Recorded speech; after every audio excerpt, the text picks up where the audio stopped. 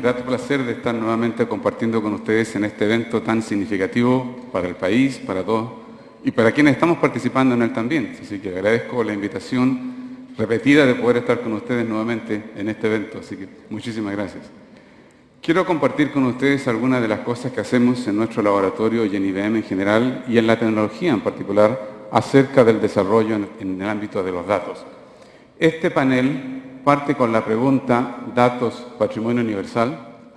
Me he tomado la libertad de eliminarle el signo de pregunta, porque simplemente parto de la premisa concreta de que los datos son, como se ha dicho anteriormente, un nuevo recurso natural. Y ese es un recurso natural que va a ser explotado por todo el mundo. Veamos, sí, primeramente un poco cómo se ha iniciado todo esto. Permítame recorrer acerca de lo que son eras computacionales. Previo a la década de los 50 hablábamos de sistemas tabuladores por el tipo de función que realizaban. Posterior a eso entramos a lo que hoy en día se llamó la era de sistemas calculadores o sistemas programables. Eso es lo que estamos y hemos vivido por los últimos 50, 60 años. Pero ya al comienzo de los años 2000 y de particular de esta década, hemos tenido la realización de que datos son un nuevo elemento al cual tenemos accesos. Y eso nos ha llevado entonces a lo que hoy en día estamos llamando la era de los sistemas cognitivos. Luego voy a explicar en más detalle qué es lo que es un sistema cognitivo. Pero básicamente, en términos diferenciales, al comienzo el objetivo era ordenar y contar. Posteriormente era procesar, codificar. Pero lo que estamos haciendo ahora se trata de aprender y razonar. Ya lo dije, datos son el nuevo recurso natural. Y la cognitividad y el universo de datos son los elementos básicos que nos permiten conseguir estos objetivos. Yo uso el término universo de datos para referirme a lo que en inglés normalmente se conoce como Big Data. Pues bien, con el acceso a este tipo de elementos de tecnología, lo que estamos viviendo y a lo que estamos llegando es que en el futuro todas las decisiones tomadas por un especialista, de alguna forma u otra, van a ser asistidas por un sistema cognitivo. ¿Ya? Y la ciencia de datos y los sistemas cognitivos son una nueva disciplina, son una nueva profesión y probablemente es una de las profesiones más atractivas en el futuro. La ciencia de datos, el científico de datos con todas sus variedades. En términos concretos, lo que quiero compartir con ustedes son los siguientes mensajes. Uno, que ya lo he dicho, el volumen de datos que existe, y a esto me refiero a todo tipo de datos. En el pasado, que no es un pasado muy lejano, hablábamos de datos estructurados, tablas, planillas, bases de datos, cosas de esa naturaleza. Hoy en día los datos son de todo tipo, texto, imágenes, archivos de audio, todo tipo de cosas. Ese número de datos crece en forma estratosférica y hay curvas que muestran un crecimiento exponencial realmente extraordinario. Segundo, la computación cognitiva es una nueva disciplina en el mundo de las tecnologías de información. Esto no existía hace 5 años atrás. Es una nueva iteración de lo que en algún momento se ha llamado inteligencia artificial, pero es mucho más concreta, mucho más específica. Inteligencia artificial es un término muchísimo más amplio. Aquí lo que estamos hablando es de sistemas cognitivos donde el sistema tiene la capacidad de aprender. Y luego voy a explicar eso un poquito más. En el mismo tiempo, la demanda por capacidad computacional, a consecuencia de estos sistemas cognitivos, está creciendo ampliamente. Y quiero comentar entonces posteriormente cómo eso está evolucionando. Específicamente, dada su demanda computacional, la computación cognitiva y el sistema de aprendizaje cognitivo se están acercando a las características de los supercomputadores. Esos sistemas que han sido conocidos tradicionalmente por ser aquellos sistemas grandes. Pero lo interesante es que el uso de los sistemas cognitivos lleva a la supercomputación a ser usada por todos. En el pasado, la supercomputación estaba destinada a ser usada por especialistas. Hoy en día, ustedes puede que no se den cuenta, pero ustedes están usando supercomputadores en la nube, en la nébula computacional. Si ustedes hacen una consulta de climática, esa información proviene de un sistema cognitivo que está en alguna parte. Ustedes, hoy en día, todos estamos usando supercomputación, cosa que antes no era así. Para enfatizar todo esto, aquí hay algunos ejemplos recientes, todos ellos en torno a datos, y estos son solamente algunos. Si ustedes hacen una búsqueda en Internet hoy en día por los términos computación cognitiva, datos, etcétera, van a encontrar un sinnúmero de respuestas de uso de aplicaciones, todas en base a los datos. Y reitero, estos son solamente algunos ejemplos de los muchos que son posibles. Al mismo tiempo, la infraestructura computacional evoluciona siguiendo cómo va la evolución de los datos. Y nuevamente aquí tenemos una serie de titulares todos recientes en los últimos meses, y nótese la sigla IA por inteligencia artificial. En general se usa mucho el término inteligencia artificial, pero en la práctica, en la mayoría de estos casos, si no es en todos, se refiere a computación cognitiva. Reitero, una parte de lo que es el ámbito general de inteligencia artificial. ¿Por qué este cambio?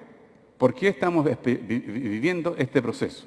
Ya lo dije anteriormente, el primero de ellos es la abundancia de datos.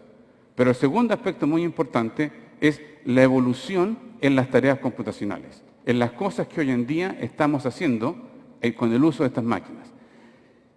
En las tareas tradicionales, lo que hacíamos era utilizar modelos deterministas con el objetivo de automatizar el mundo. El uso en la banca, el uso en el comercio, en todo ese tipo de cosas, era tratar de automatizar los procesos que se usaban diariamente. Hoy en día, la calidad, las características de los datos han cambiado fundamentalmente, y entonces con todo estos nuevos tipos de datos, lo que estamos haciendo es generar modelos que no son deterministas, sino que son modelos aprendidos a partir de los datos, y el objetivo que estamos persiguiendo ahora consiste en entender el mundo, y entender el mundo a partir de los datos. Los datos son lo que refleja lo que existe. Los datos son el elemento básico que representa las funciones que se están haciendo, y de ahí es donde estamos extrayendo todo ese tipo de valor. Por lo cual, como mencionaba anteriormente, el tipo de tareas computacionales es muy distinto al tipo de tareas que se han hecho en el pasado. Hablemos un poquito de cuál ha sido la evolución de los usos de computación. Nuevamente, en las épocas, usar la palabra antigua fue hace unos pocos años, no es tan antiguo después de todo, pero podíamos ver dos tipos de usos computacionales. Uno era las transacciones, lo que llamamos sistemas de transaccionales, sistemas de registro, los bancos, los seguros, todo ese, reservas aéreas, ese tipo de cosas. Y por otro lado estaba la computación científica, donde se hacía cálculo numérico, modelación, simulación, computación científica. Posteriormente aparecieron el uso de sistemas de interacción, el computador personal, posteriormente el teléfono, sistemas integrados, cosas de ese estilo. Y a todo eso se unió la nébula computacional, que nos permitió entonces empezar a conectar todas estas cosas a través de una sola infraestructura mayor. Y cada vez que agregábamos nuevas capacidades, el tipo de usos computacionales que estábamos haciendo iba evolucionando. Pues ahora lo que estamos haciendo es agregar a todo esto su integración en una forma conjunta en la nébula computacional, es lo que estamos llamando computación cognitiva. Hoy en día se puede decir que usando un dispositivo portátil, por ejemplo vuestro teléfono celular, conectado vía internet con un supercomputador, cualquier persona puede realizar funciones que hasta hace poco tiempo atrás eran consideradas no posibles. Y lo podemos hacer todos. Cada uno de nosotros en forma indirecta estamos haciendo uso de eso. En los pocos minutos que me quedan me voy a enfrentar netamente a la combinación y a la convergencia entre supercomputación y computación cognitiva. ¿Qué es un sistema de computación cognitiva? Repitamos esto para que quede claro para todos. Es un sistema capaz de aprender. Es un sistema que entiende el lenguaje natural, porque mucho de la información de los datos que están disponibles es texto común y corriente, son artículos, son libros, son revistas, cosas escritas por las personas, etc. Entiende el lenguaje natural, genera y evalúa múltiples hipótesis a partir de los datos que está recibiendo y aprende de la interacción que tiene con los usuarios de estos sistemas. Entonces, básicamente, a medida que le estamos entregando datos, el sistema va aprendiendo, va aprendiendo, va aprendiendo, y con eso entonces genera todo el conocimiento. Ejemplos concretos. Supongamos, un caso bien habitual es el uso radiológico, las imágenes de una radiografía y los diagnósticos médicos asociados a esa radiografía. Esa información se le puede ir entregando al sistema cognitivo, el sistema cognitivo va aprendiendo cuáles han sido los casos clínicos, cuáles han sido los diagnósticos, de modo que una vez que tiene toda esa información, un especialista no solo cuenta con su propia experiencia para analizar un nuevo caso, sino que puede al mismo tiempo usar toda la experiencia que está acumulada en el sistema para resolver ese caso. Lo que conseguimos con eso es lo que llamamos democratizar el acceso a la información, porque ahora cualquier especialista puede contar con el conocimiento del especialista más avanzado y por ello entonces operar al nivel del especialista más avanzado de la misma manera que los otros. ¿Qué es supercomputación? Típicamente hablamos de un supercomputador en términos así, no hay una definición precisa, sino que es un sistema que tiene una capacidad computacional mucho mayor a lo que es uso habitual. Y el concepto de uso mucho mayor depende del tiempo, depende del contexto, depende de todo. Pero lo que sí es importante es que un supercomputador, a diferencia de un computador normal, es lo que llamamos escalabilidad. Es la capacidad de resolver un problema grande con buena eficiencia computacional, que es distinto a resolver miles de problemas pequeños, ¿ya? Entonces, cuando yo tengo un solo problema grande que resolver, necesito un supercomputador. Cuando tengo miles de problemas pequeños, lo puedo hacer con computadores de tecnología menos elaborada. Este es, por ejemplo, a modo de ejemplo, un sistema desarrollado por IBM en el cual tuve la oportunidad de participar. Fue el computador más grande del mundo en el año 2011. Por supuesto que ha sido superado ampliamente por otros computadores de entonces. Miren la capacidad de este computador. 20 petaflops. Petaflop es la medida. Esos 20, con todos esos ceros, operaciones aritméticas por segundo. Esa es la capacidad computacional del sistema. Ahora, claro, consume 8 megawatts. Así que se podrán imaginar que ustedes necesitan una planta hidroeléctrica para alimentar solamente el uso de este supercomputador. Pero se imaginan lo que se puede lograr con capacidad computacional de ese tipo. Ahora bien, los centros de supercomputación tradicionalmente han sido asociados a científicos especializados que están en sus propios ambientes de centros de computación realizando las funciones propias de ellos. Aquí les muestro varios ejemplos. Uno de ellos es ese computador anterior, el Sequoia, que está instalado en el laboratorio Livermore en California. El otro caso interesante es el que está a la izquierda abajo, es el Centro de Supercomputación de Barcelona, un caso muy simpático porque el supercomputador está instalado dentro de una iglesia. Es una antigua iglesia que ha sido convertida en un centro de supercomputación. Un uso que no es muy frecuente para un centro de supercomputación, pero que es real. Es el supercomputador más lindo del mundo, dada la parte donde está instalada. Y acá en Chile, el año pasado, hace 2 años atrás, se instaló el computador, el Estraro, en la Universidad de Chile, que fue, en ese momento pasó a ser el supercomputador más poderoso de nuestro país. Sin embargo, en los últimos años o 2, han aparecido estos supercomputadores en la nube. Diversas empresas que son las que están ofreciendo servicios cognitivos ya, como los que he estado mencionando, hablan de también sus propios supercomputadores. Y ahí tienen ustedes distintos ejemplos, no solo IBM, sino que también otras empresas que están aportando este tipo de capacidad computacional al uso de todas las personas en el tipo de servicios cognitivos al cual estamos teniendo acceso hoy en día. ¿Por qué se requiere supercomputación para cognitividad? Debo apurarme un poquito aquí, parece. El aprendizaje mecanizado, que es parte fundamental de los sistemas cognitivos, hoy en día se logra, entre muchos otros, porque el rango es bastante amplio, pero uno de los más comunes es el uso de lo que se denominan redes neuronales. ¿Qué son las redes neuronales? Son algoritmos y son software. Al fin de cuentas es un programa. Básicamente es una red de unidades neuronales conectadas por lo que serían el equivalente a las partes el equivalente a la neurona biológica, pero es una abstracción. No es una simulación de una red neurológica real.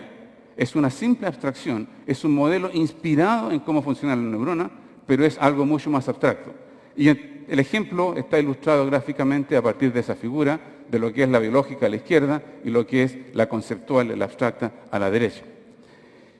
El uso de cognitividad requiere 2 tipos de procesos, con características muy distintas. El primero es aprendizaje, es el aprendizaje mecanizado, es el cómo agregarle todo este conocimiento a la red neuronal.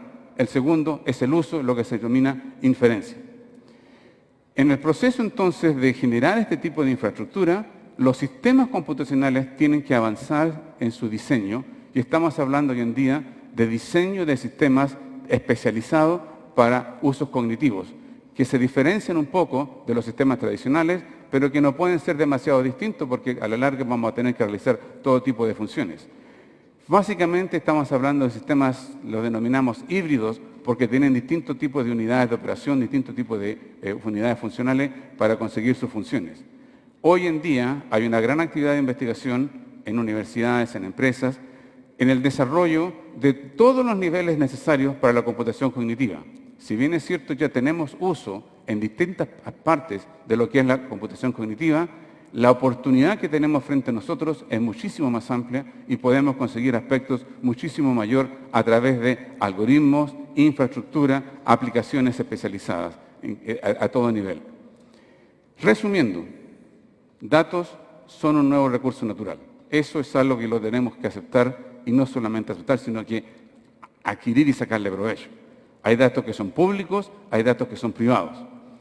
El volumen y el uso de los datos continúa creciendo aceleradamente porque todo el tiempo estamos generando datos. En su época los datos eran generados por personas, hoy en día no solamente por individuos, sino que también son generados directamente por máquinas. Existe entonces, dado este nuevo recurso natural, oportunidad para crear nuevo valor. Esta es una oportunidad para emprendedores, para gente que quiera desarrollar cosas nuevas, imaginarse qué tipos de datos existen, o si existen pero no están disponibles, qué hacer para que esos datos estén disponibles en forma pública y puedan ser utilizados en forma amplia. Computación cognitiva es una nueva disciplina en tecnología de información. Eso está ampliamente claro, y la educación y el entrenamiento de los futuros profesionales en esta área es otra demanda que tenemos que asegurarnos que se logre. No hay suficiente gente hoy en día entrenada para hacer uso de todo. La competencia por talento en el área de computación cognitiva es altísima. De modo que hay que avanzar en la parte educacional, la parte de instrucción, para conseguir mayor cantidad de expertos en estas áreas. La demanda por capacidad computacional continúa creciendo. A veces la gente pregunta, ¿y para qué quieren un supercomputador? Bueno, para todas estas aplicaciones nuevas, además de todas las que ya estábamos haciendo anteriormente. De modo que eso sigue aumentando, sigue creciendo en lo que estamos haciendo. Supercomputación, este es un mensaje que quiero dejar bien claro, se ha convertido en algo al uso y alcance de todos. Ya no es solamente el uso de los científicos especializados en una caja computacional en alguna parte. Hoy en día hemos en cierta medida democratizado el acceso a la supercomputación, puesto que todos estamos siendo usuarios y nos estamos beneficiando de sus características. El futuro cognitivo ya está presente.